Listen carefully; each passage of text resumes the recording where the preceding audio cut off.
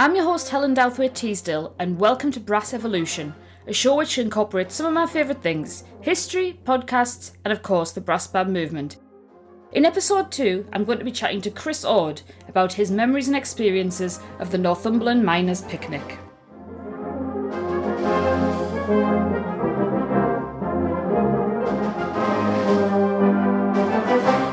The Northumberland Miners' Picnic is one of the oldest and largest gatherings of its type in the UK. For our international listeners, Northumberland is a large county in northern England, stretching all the way down from Berwick just close to Newcastle, and at the height of the 20th century industry had hundreds of bands attending the event. I know about the picnic due to its similarity to the famous Durham Miners' Gala, but I've unfortunately never attended the picnic myself. The first Northumberland Miners' Picnic was held at Blythe Links in 1864. It was organised by the Northumberland Miners' Mutual Confident Association, and Richard Fiennes gave the address to the crowds that gathered. In the early days, events and activities included listening to the bands, of course, afternoon tea, playing football, cricket and other sports. Food stalls sold oranges, gingerbread, and the beer tents allowed visitors to quench their thirst. There was also the crowning of the Northumberland Coal Queen from amongst local winners representing their respective towns and villages. This is an event for all the family, and it brought together communities for music, sport, food, and a bit of friendly competition. The first picnic was described in the local newspaper, the Morpeth Herald, as the Monster Miners' Picnic. Definitely sounds like something you want to go to. Some of the most important 20th century politicians have spoken at the picnic, including Prime Ministers Tony Blair, Lloyd George, Clement Attlee, Jim Callaghan, and Harold Wilson. Other key figures include Keir Hardie, Neil Kinnock, Nye Bevan, and of course, Betty Boothroyd. The Miners' Picnic has been held at lots of locations: Blythe Links, Newcastle Townmoor, Morpeth, Tynemouth, New Biggin, Bedlington, Ashington, and now Woodhorn. Morpeth was a recurrent host for the Miners' Picnic in the 19th and 20th centuries due to its passengers and rail connections.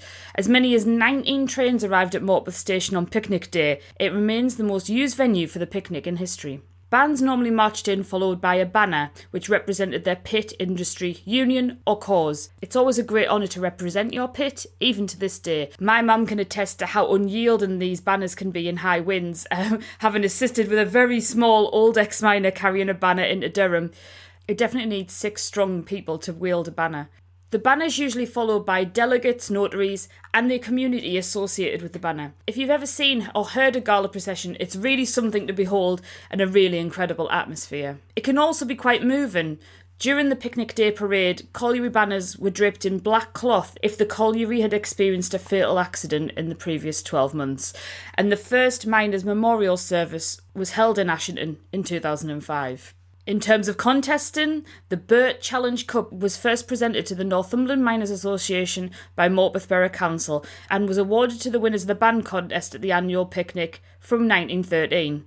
Thomas Burt had been General Secretary of the Northumberland Miners Association, and he was a local miner who went on to become one of the first working class MPs elected to Parliament to represent Morpeth. Traditionally, the winner of the Challenge Cup was announced at the end of the formal proceedings, and the winning band normally led the other bands in the return march. Crookhall Colliery Band has won the Northern Divisional Corball Challenge Cup more times than any other band. Ashington Colliery Band dominated the band contest on picnic day in the 70s and 80s, winning the Burt Challenge Cup more than 12 times in 2 decades. I talked to Chris Ord about his memories of the picnic growing up as a young guy in Northumberland. Okay, well, welcome, Chris, to the podcast. I'm so happy to have you on board as a native Northumberlander. Is that what we technically call it? Yeah, or Northumbrian, maybe. No, yeah, come on. I need to get that bit. I need to get that right, don't I, really? So, Yeah. For Chris, for those who don't know you, could you just give us an introduction to yourself? Yeah, I'm Chris Ord. I play solo horn for GS Newbiggin Brass Band, which is based in Newbiggin. It's a small village in Northumberland. It's quite a famous village in brass banding in many respects because Jimmy Shepherd, who obviously sadly passed away this past week, Jimmy Shepherd was from Newbiggin, as was the Carrs, Jack Carr and John Carbley. And Jack obviously famously wrote some great marches, Bramwell and Glendean, and Dennis Todd, another great Newbigin bandsman. For a very small village, we've got a good band and tradition, I think, and we've tried to we've reformed the band in recent years, and we're trying to get ourselves back into the big time. Absolutely. And Helen knows the band closely. Yeah, I'm very biased. But obviously we heard the sad news this week that Jimmy Shepherd had passed away, and a major name in banding.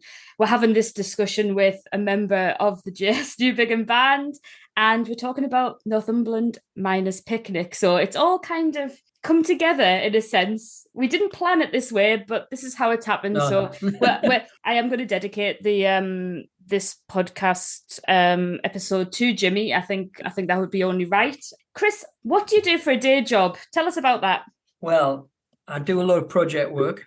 At the minute I work for Newcastle Council. I'm working on a employment partnership project, setting one up for the council, and getting all the partners together to support people to get into work better. But I also write. I'm a writer, and I've written a few novels, which are published. And what I tend to do is I'll pick up projects when I run out of money, and That's it. do that for a while, and then when the project ends, I do a bit of writing. Writing and music are my passion, is what I love. But you don't make a lot of money out of either of them.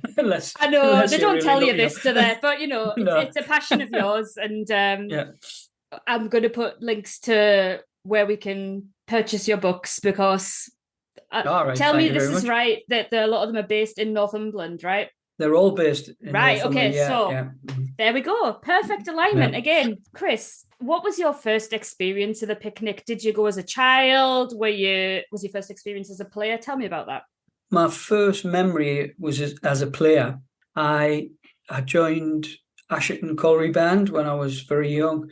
I was about 11, 12, probably 11, I think. And I was in the school band, and my mother worked at the local bingo hall. And one of the guys who went to the bingo was Huey Bullock, who he ran the junior band for Asherton Colliery Band. And there were a lot of good players at the time who came through that band and went on to be, went on playing championship section bands and whatnot. And but we were quite a small crop of players, and the picnic, I kind of remember it was a good opportunity, because it was probably the first event all the kids got involved in. Yeah. Because I think it was one of those things where it was almost like a stepping stone event, because it was a big family community occasion. So they got we all into the band to march, and obviously you weren't allowed to properly contest until you were good enough. Right, okay. So they let you loose. It was good experience for you. So that, and my first memory was, it was usually the Miners Picnic then was in Bedlington. Yep. And we used to call it Bedlington Picnic, but for some reason it was in Asherton that year. I seem to remember, and I don't know why. And I was living in Asherton at the time, so it was a kind of slightly different experience. And we marched. There was always a contest, and that was a big part of the day. And I didn't play in the contest in that first one, but I did play in subsequent contests when I joined Newbigin Band, which was Linemouth Band then, because it was all aligned to the pits. And we had so there was the contest, there were good prizes, because, the union was paying for them all. Yeah, sure. Everybody got a prize. Every section. And it was quite exciting at the end of the day, because you play the contest in the morning, and there was also a deportment element to the contest, because you had to be dressed. A lost art, right? Don't seem too many deportment prizes these days, but it feels like there was prizes for everything, and you wanted to win as many prizes as possible, right? Oh, definitely. It was, and you know what it's like with banding, where there's a lot of camaraderie, a lot of community element. but there's fierce competition Oh, that sure, underlies of all of course. this. And I mean, picnic day, everybody wanted to win picnic day. I think that was one of the, it was one of the premier. I mean, it wasn't, like a massive contest like the Nationals or anything like that, but it was just your local prestige because you were playing against all the local pits and Right. that, and you would march behind your pit banner, the band, the pit that your band represented, and obviously there was that close affiliation, and all the miners themselves, there was a levy that used to come off that a pier to help support the band. So that's partly how the band used to, the colliery bands used to exist, because they would get money through that. And I mean, my dad worked at the pit, and he always used to say all the pitmen hated the fact that the band they were having to pay this like little tax. Right. Okay. Yeah. But But on the flip side of that, right, they were all at this event having a great time, right? So. Oh God. Do you know what I mean? Like, yeah, I get it. I get it. But at the same time, they'd be the first there at the, let's say, the beer tent or, the food truck or whatever. Yeah. So, yeah. I mean, you used to get pocket money. I remember they used to come round, and I think it was a £5 back in that, which was kind of bit of that's money. quite a lot of money, right? Yeah. The 80s. And that was kind of your beer money. Right. Or it was your money for the day, and it must have come from the union, so everybody in the band would get that money. And nice. But I mean, a few years later, she's my wife now, but she was my girlfriend then. My father-in-law, he was kind of linked with the union, and he used to get these beer tickets.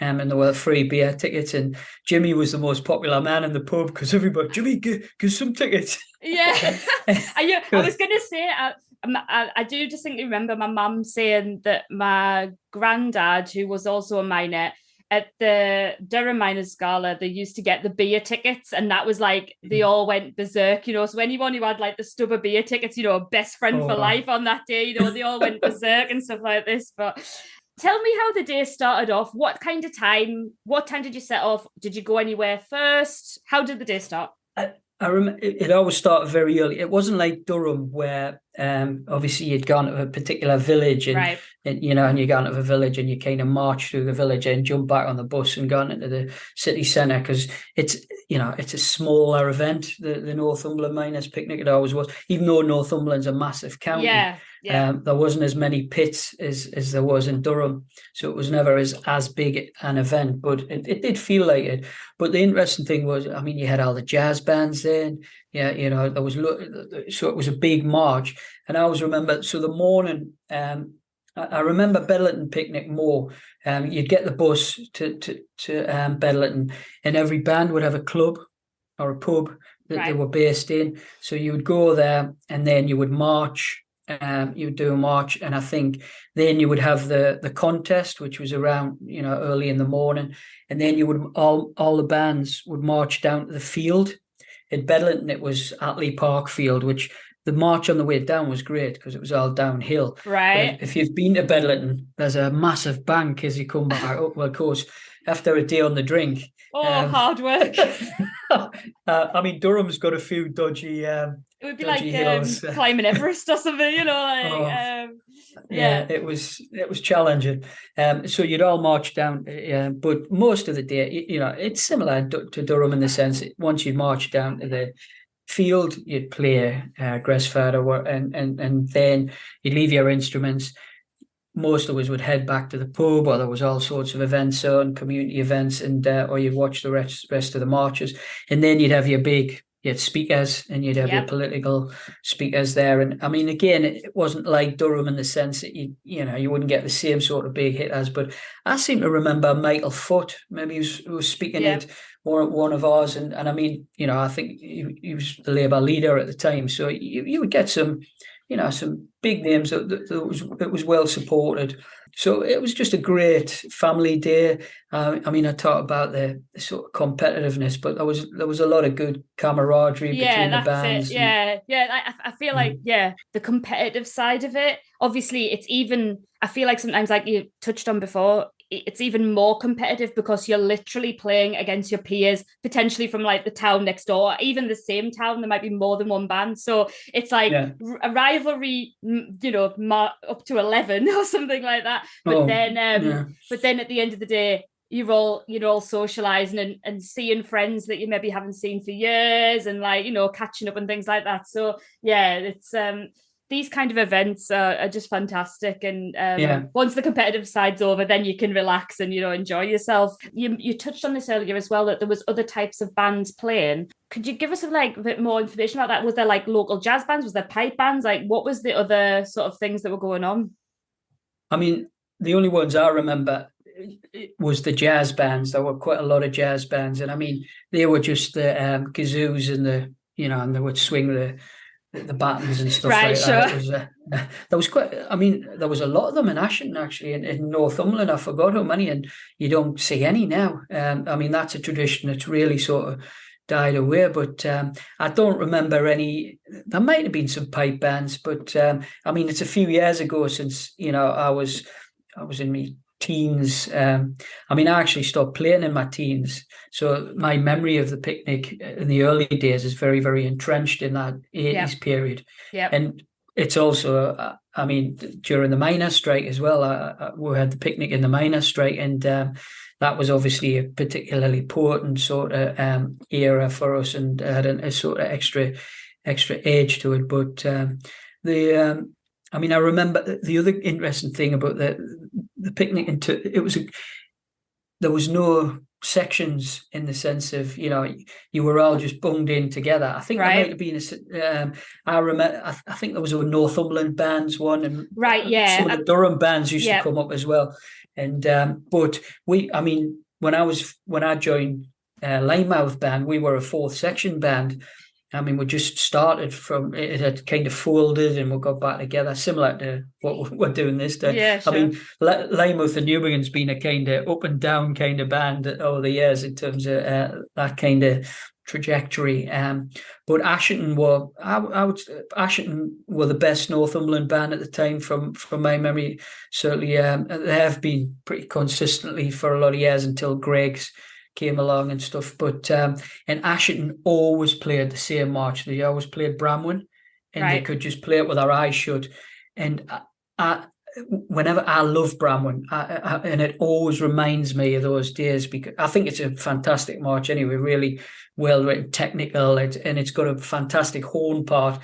Normally the horn parts are crap in marches. Yes. I was going to say something to get your teeth into, I was going to ask you, was the specific things that you played? So obviously you said that you played Bramwin with Ashton, that was your contest piece. In terms of on the march, was there any specific, like, did you have a pad? Did you play specific pieces like that you always did? Or was there, what would you play? I mean, I must admit, my memory's hazy of the actual march itself, marching itself. But I mean, we will have had pads and we'll have played the standards like Sladeburn and Standard of St. George and stuff like Ballerina, the good road marches.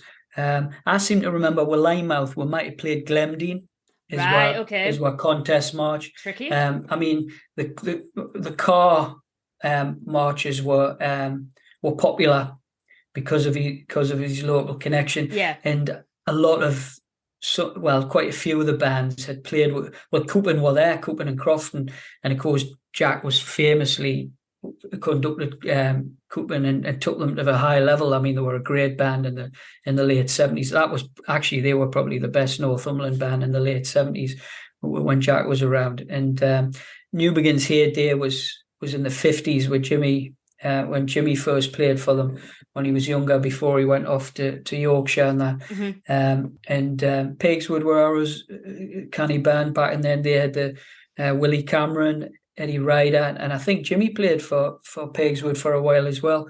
I mean, that was a great front row. Willie Cameron, the Cameron lads still play for Ashton band. There's Brian and Ian and Pauline, who's the daughter. She plays for them as well. So there's always them family traditions that kind of run through. I was going to say, like, how many bands? Can you remember, like, roughly how many bands competed, like, when you were? There was loads then. I mean, like, because I mean, you had Backworth who were still around, but you had Cookman and Crofton, like I say, and I mean there were bands like Shill Bottle, Right, right, yeah. yeah, and so every um, small village even had a band, but now it's obviously it kind of faded away. I mean, Ellington were a band. I mean, Ellington were the Colvines. They're still Yeah, around and yeah. sort of supporting the band. It was like the sort of Camerons, I think, more were Asherton.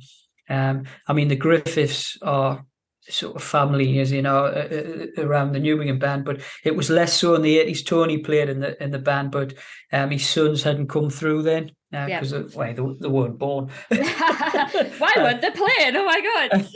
Well, I I was remember Ant when he was just a little nipper. He used yeah. to come along to the picnic, and I mean, he was just literally a 2 year, 3 year old or something. I was Yeah, going to say like that, just that great family tradition. I think a lot of bands, even now, have got family connections with across the band, and like events like this is an opportunity for the whole family to be involved. When you were doing the marches and the contests, can you remember? Was there like a big following from the town that came with the banner, or was there like dignitaries and things like this, or was it just everyone all together? Like, did you have a good following sort of thing? yeah. I mean, certainly the banners themselves were. You can see them all in Woodhall Museum, and Yeah, I mean they were painted. A lot of them by I mean the Pitman painters. The yeah, famous yeah. Pitman painters. I mean Oliver Kilburn. He painted the Ellington one, and Right. that's probably the most famous one. And he's probably the most famous of all the Pitman painters. So even the banners themselves had that sense of galvanization around you because you were loyal to your pit, Yeah, because yeah. that's where all your mates worked, and the essence of working in the mines was it was very much about teamwork because your life depended on it, Sure. and that kind of extended into the picnic itself. So essentially, everybody who's worked at that pit, they would be supporting their band and march behind them, and the band was kind of a symbol of the pit itself, and I think there wasn't just bands. I mean, it was in Ashen, a lot of the culture itself just kind of grew up and around the pit. I mean, there was the painting element, the bands, there were operatic societies and acting, debating societies and everything. I mean, you often, you get this condescension towards the working classes. It often exists in the sort of mainstream culture. But if you look into the history, I mean, you know, yourself, these are people who teach themselves or are taught by their peers. They're largely amateurs, and yet some of them develop into some of the best musicians you'll ever hear, technical musicians, and that they haven't got these classical trainings and gone off. Some do, and that's great. But some of the best players I've ever heard taught themselves in their bedrooms. And you get that brass tradition where you're just hearing this sort of fantastic ensemble of self-taught musicians. It's just brilliant to see, I think. Yeah, I think it still blows my mind that such incredible musicians could have an extremely heavy going day job, potentially literally going down a mine, and then going to rehearsal and then like performing. Nowadays you just can't really get the sort of understanding of the graft that was going on Yeah, during the day, the poverty, potentially the hardship, and then to this like musical release of going to sit in a band with your colleagues, family, doing events like this. I personally just can't get my head around it, like the fact. uh, So tell me tell me if this is true. So I had a rumor that Jimmy was brought into one of the pits, and he actually they took like he wasn't down the mines, but they put him in like one of the kitchens or something, doing like building and stuff, so that he didn't like hurt yeah, and injure himself. Is that yeah. right? Well, the story was, I don't know if it was Carlton Main or Black Dyke, but the story with Jim was that, I mean, everybody, I wasn't around then because obviously I'm too young, but the story around Newburn everybody knew he was going to be brilliant. I mean, when everybody else, all the other kids were playing football, Jimmy was practicing in his bedroom, and he was, he was obsessed with the Arbin. I think he was right throughout. If people used to ask him, what's your secret? He used to say, Arbin shooter, Arbin shooter. Yeah, that, and I mean, you could tell often his technique, but also the Tyrolean melodies and all that. The solos he used to play from the backlog. Yeah. I mean, he just mastered them. He was terrific. But as a young lad, I think everybody knew how special he was. I mean, his dad played a New England band, right? And then the story was he worked at the Co-op, and just as a young lad, and Carlton Maine were playing. I think it was his competition in Scotland, and they took a detour on the way back on the bus. To Newbegin. This is what I heard. This is crazy. And somebody will definitely back me up on this story. Tell me this the real thing. But they literally diverted to go get Jimmy. Yeah. Well, the story, the conductor turned up at the Co-op, and he said he went in, and Jimmy was behind the counter, and he said, "Right, you got a choice, sir." And he says, "You can stay here and play in your local band and work here." He says, "Or you can come with me, and I promise you'll be the greatest musician of your generation." And within a week, he'd gone. That's and that's what the story. Now, he then went to Black Dyke. Now, I don't know if it was Carlton or I think he went to Black Dyke and then changed his mind and went back to Carlton, but then went to Black Dyke. I mean, he replaced Maurice Murphy, obviously, at Black Dyke, which is a big seat to fill. I mean, obviously. Goodness me, big shoes, eh? No pressure. But he came. It was either one or the other, but you've got the best corner player in the world. I think he won the soloist championship and all that 3 years running. So you're not going to take the risk of sending him and doing the pit, are you? No. So the story was that they gave him this task to build a fireplace in the chimney, around the chimney of the canteen. And what I heard, I don't know how much this is legend or folklore, that he had gone in, put a brick on one day, and then he would just spend the rest of the day practicing. It's just crazy when you think about it, all these guys going down, literally, actually labouring, but you cannot take the risk. Imagining he injured himself, it's just I've heard this story a couple of times, so I just wanted to check I was on the right track with that one. I mean, I've heard that. I don't know how much of this is folklore, Somebody will correct us, I'm sure. Somebody email us, correct us. What's your lasting memory of the picnic? When I left Ashton and I went to Linemouth Band, and it was mainly because Linemouth was struggling at the time, and they were trying to get young players in, and the idea was to rebuild the band around some of the young players. And I mean, I was 13, 14 at the time, and they basically offered us a solo horn seat. So I thought, well, this is a good opportunity to get me experience up now. I mean, they were fourth section band at the time, so and I went in and we really started turning things around. Dennis Noble was what conductor. He still conducts now. A legend. And I mean, I mean, Dennis was a very strict conductor. He would gone in, and I mean, he kept the young'uns in check, and I mean, I was quite a wild one. So he got the best out of her. He knew how to get the best out of the band, and I mean, he really turned the band around, and we got some old players back, and now we went to the picnic. I think it was in maybe 84, no, it might have been 85, 86, something like that. It was one of them, and we were really starting to pick up as a band, and we came second. For a long time, I had this memory that we won, and you know what memories are like. You were just so pleased with the performance. Yeah, I was convinced, we'd won. And there's pictures. There's a guy called Mick Critchlow who died a couple of years ago, sadly. I mean, Mick was a photographer. He was fantastic, really good sort of social realist photographer, like sort of Trish Murtha and that stuff. And he used to capture some really, really fantastic shots of sort of local communities. And he was at that picnic. He was at lots of picnics, and I've seen loads of photos of. And there's pictures of our bands kind of celebrating and stuff.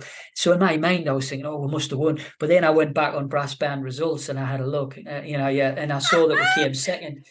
And I was thinking, oh, who the hell bloody won? It felt like you. It felt like you won, though. So that's. Yeah, I think Ashton won again, bloody Bram when they cheat. Yeah. But at the same time, like, obviously that was like, even if you came second, that would have been still a great result and you'd worked hard for it, you know what I mean? Like sometimes it does, it doesn't matter, but oh no, that's good to hear. I've definitely seen a lot of these photos that you were on about. There's some really cracking ones out there, so I'll put a link to that as well. I mean, that was my kind of first memory when I think in my head and in the band's head, we thought, hang on, we've arrived, because we were a fourth section band, and bearing in mind we'll have beaten second section bands, third section in that, and I don't know it's a march, but marches can be levelers in that regard. Absolutely. But we kind of thought, we can do it, and we started to build confidence. And I mean, within a couple of years, we won the regionals twice. We've got the national finals too. Yeah, we won Blackpool in Sizwa in '87. And so it was one of those. Even though it was a small event, a smallish event in terms of the champion, the contest itself, I think that was the time in my head when I thought the band started to believe that it could win and compete, and it gave a lot of confidence, and we started pushing. It's like a stepping stone, isn't it? Something, like especially with a young band as well, or like younger, like a new mix of players, that something like that kind of event, it brings you all together, especially if you've got someone in the middle who's sort of getting everyone sort of inspired and enthused. Chris, where can people find out about you and your work and everything to do with JS Newbigin? Well, JS, I mean, we've got a good social media presence. That's where manager Kay, she does a lot of stuff on Facebook and whatnot. We did have a website for a while, but I think the website I think it's been paused for a little bit because it takes a lot of work, doesn't it? Yeah, I think a lot of bands have sort of like, the website's there, but we're all on the Facebook. So yeah, I'm going to put links to JS's Facebook and you can have a look on there. What about your work, Chris? Well, me, I mean, I've got an author page on Facebook. I've got a website, and I do. I mean, like I say, I've got an Amazon author page as well, and I've got some sort of blog stuff on my website. But like I say, I mean, my writing kind of is sort of peaks and troughs in the sense of depending on what my day job is and stuff like that. So I'm not doing a lot of writing promotional stuff at the minute. It's because basically I'm concentrating on my project work a little bit. But I've got a couple of drafts that I'm working on. One's pretty well advanced, and I'm hoping that I get something out by the end of the year, another book, and then I'll let you probably do some promotional stuff about that. But I do stuff for magazines and various things, articles and that. So, but you can get me books on Amazon. Chris Ord. I sell copies locally, mainly from the Maritime Centre in Newbigin. Right. Sort of paperback versions there. I'll put all the links to Chris's details and of JS as well. Chris, thank you so much for your time. It's been really great, to hear firsthand, like, these stories and the experiences of the day. This is why the podcast exists, is so that we can sort of share the word, spread the word, and preserve the memories. So thank you so much. That's been a pleasure. Thanks for asking me. If you like the podcast, please help it to grow by liking, sharing, rating and reviewing. Every episode, a portion of the ad revenue is donated to an organisation chosen by our guest. This week, it's the JS Newbigin Band. Podcast music is Mephistopheles, performed by the Illinois Brass Band.